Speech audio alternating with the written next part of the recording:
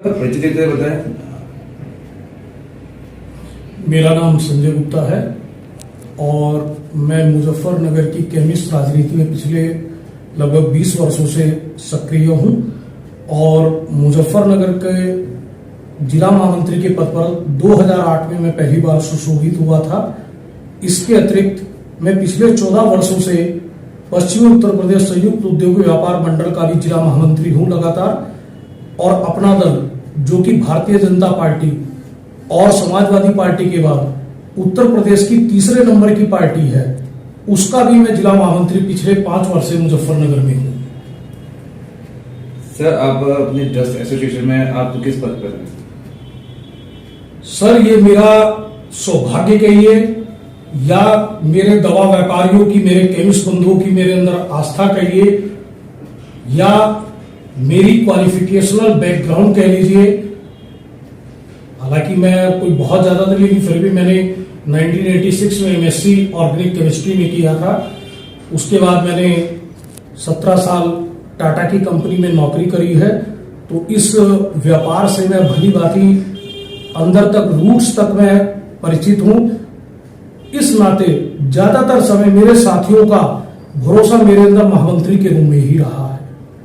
जैसे कि सर देखा गया है पिछले कुछ समय में मुजफ्फरनगर आपका केमिस्ट एंड ड्रग्स एसोसिएशन में आपका जो के अध्यक्ष मिस्टर सुभाष चौहान जी हैं, और उनके साथ में आपका कुछ पिछले कुछ दिनों में देखा गया कि कुछ रिलेशन में कुछ आपसी कुछ मतभेद या कुछ इस टाइप का कुछ सुनने में आया है। देखिए सर, सुभाष चौहान जी और मेरा केमिस्ट राजनीति में तो लगभग 2 साल पुराना परिचय है।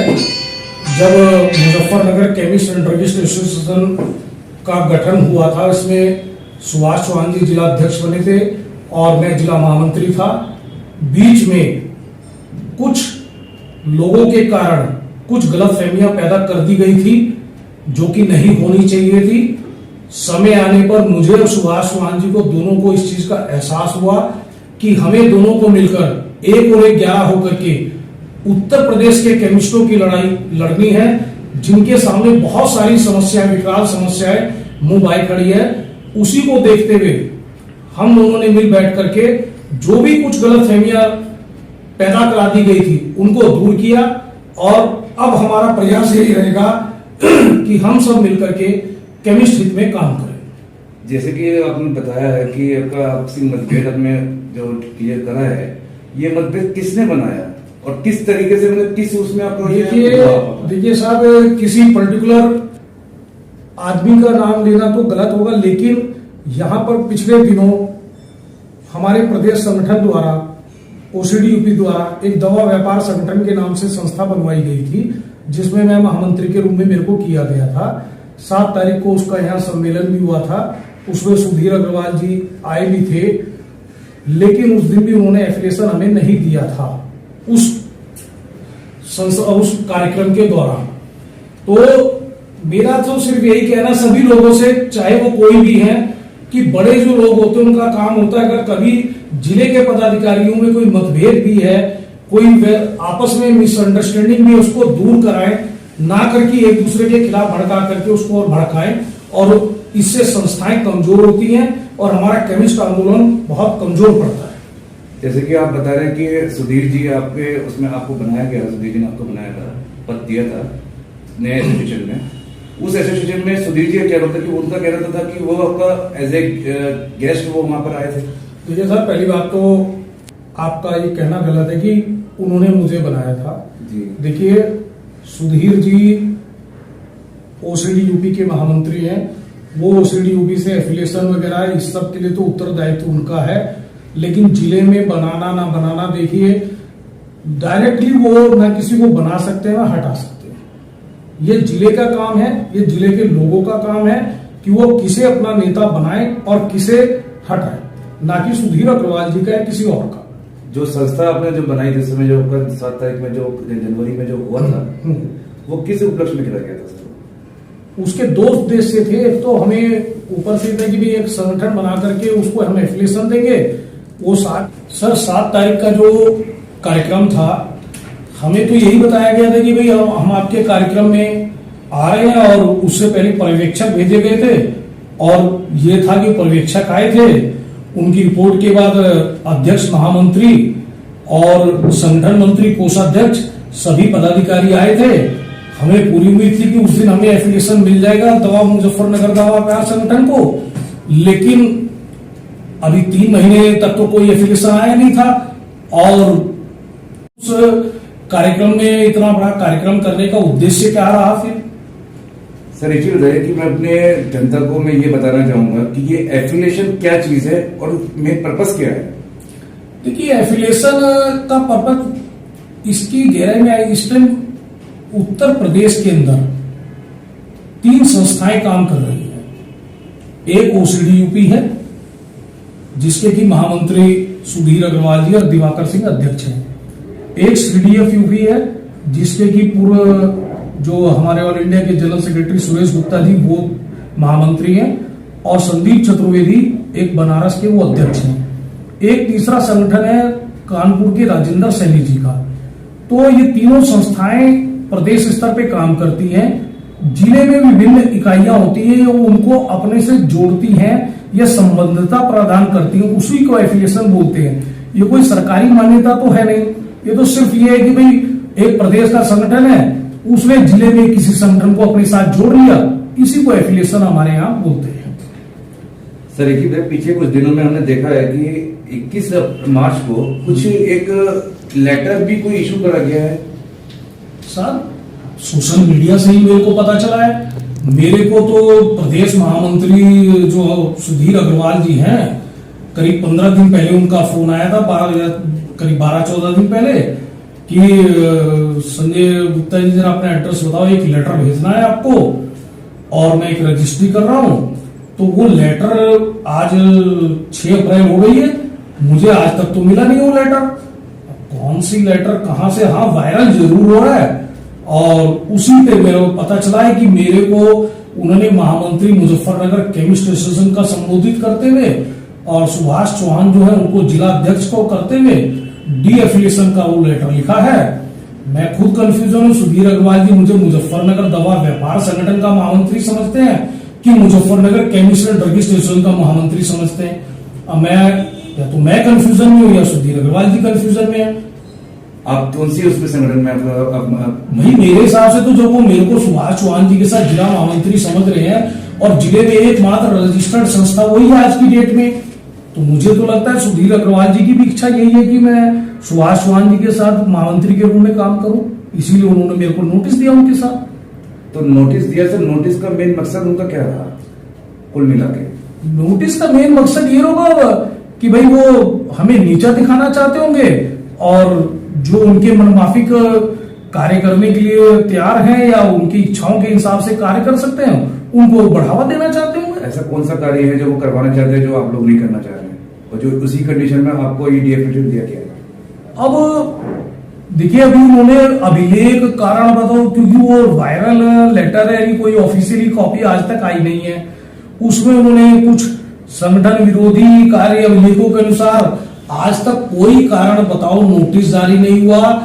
अभी तक मैं उनके हिसाब से यहाँ का महामंत्री था, अचानक मेरे अंदर कौन सी कमी पैदा हो गई कि वो लेटर लिखने के लिए मजबूर हुए, उनकी कौन सी अपेक्षाओं पे मैं पूरा नहीं उतर पाया, ये तो देखो मैं नहीं जानता। लेकिन मैं खुद बड़ा सरप्राइज में हूं और भाई मेरे से ज्यादा उनको कौन हर तरह से उनकी इच्छाओं की पूर्ति कर सकता है जिसको बनाना चाहता है, इस बात का सही जवाब तो सुधीर अग्रवाल जी ही दे सकते हैं। जिसमें आपका मुजफ्फरनगर ड्रग्स एसोसिएशन जो आपने बता रहे नाम बताया था आपने केमिस्ट एसोसिएशन का, ये कितनी पुरानी है आपका संस्था है? ये करीब समझ लीजिए 2 साल हो गया इसका रजिस्ट्रेशन हुए भी। और चूंकि मैं बहुत दिनों से यहाँ संस्था, आज की डेट में तो जिले की एकमात्र रजिस्टर्ड केमिस्टों की संस्था है Muzaffarnagar chemist and druggist association. और उसके जिलाध्यक्ष कौन है इस समय? सुभाष चौहान जी है। सुभाष चौहान जी। तो अब उनके साथ में अब जैसे लेटर जो इशू हुआ है, उस लेटर के बारे में उनके प्रतिक्रिया भी क्या रही है? ये सुभाष चौहान जी बताएंगे। कुछ आपकी नॉलेज में हो, आपने बताया हो? मैं तो देखो पॉजिटिव सोचता हूँ। मेरे को तो ये लगता है कि इस लेटर का मैं तो पॉजिटिव रूप देख रहा हूँ कि जो सुभाष चौहान जी और मेरे बीच में गलतफहमी पैदा करा दी गई थी, मैं तो कहूंगा करा दी गई थी, इस लेटर ने वो गलतफहमी दूर करा दी। हम दोनों पुराने लोगों को फिर से एक साथ कर दिया। तो मैं तो इस लेटर का धन्यवाद दूंगा कि जो काम शायद कोई और ना करा पाता उस लेटर ने करा दिया। तो मैं तो धन्यवाद देता हूँ इस लेटर के लिए कि वो काम करा दिया उन्होंने केमिस्ट्री में, जो शायद बधाई के पात्र है इस लेटर को इशू करने वाले। आज की डेट में जो केमिस्ट जो व्यापारी हैं वो किस बंदे को अपना चहेता मानती है? देखिए सर, मैं कहीं पर भी जुड़ा हुआ हूं, लेकिन सबसे पहले मैं केमिस्ट हूं।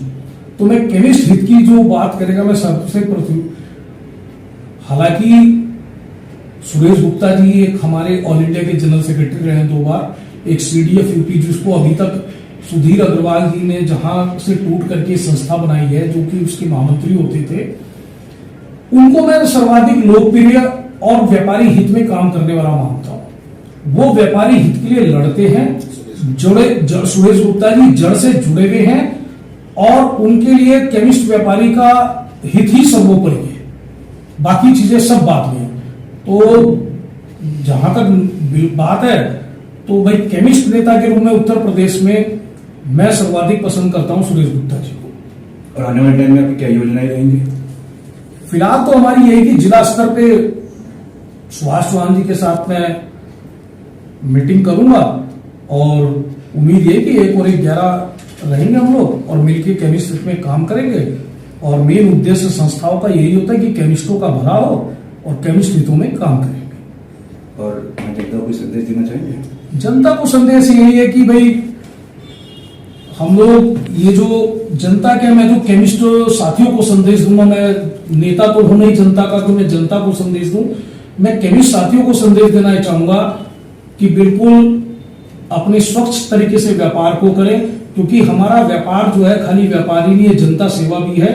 और ये कोरोना काल में भी आपने देखा होगा केमिस्टों ने कोरोना वॉरियर की तरह से काम किया, जान पर खेल करके लोगों को दवाइयां उपलब्ध कराई। और बहुत आगे के लिए भी मेरा यही है सभी केमिस्टों से कि स्वच्छ रूप से अपने व्यापार को संचालित करें। सर अब एक चीज और पूछना चाहेंगे हम आपसे कि 2024 तक का आपका एफिलिएशन है, तो अभी आपको नोटिस मिला तो उसमें क्या आपकी प्रतिक्रिया रहेगी, क्या राय है आपकी?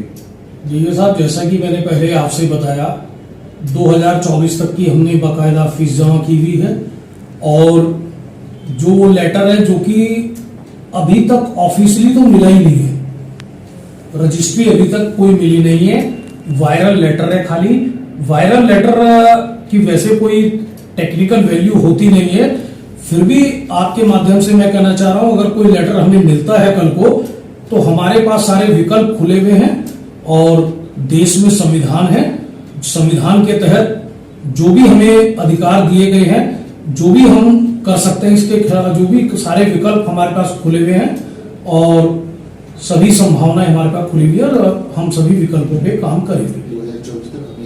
और 2024 तक चूंकि हमारा अधिकार है और उस अधिकार के लिए हम पूरी लड़ाई लड़ेंगे।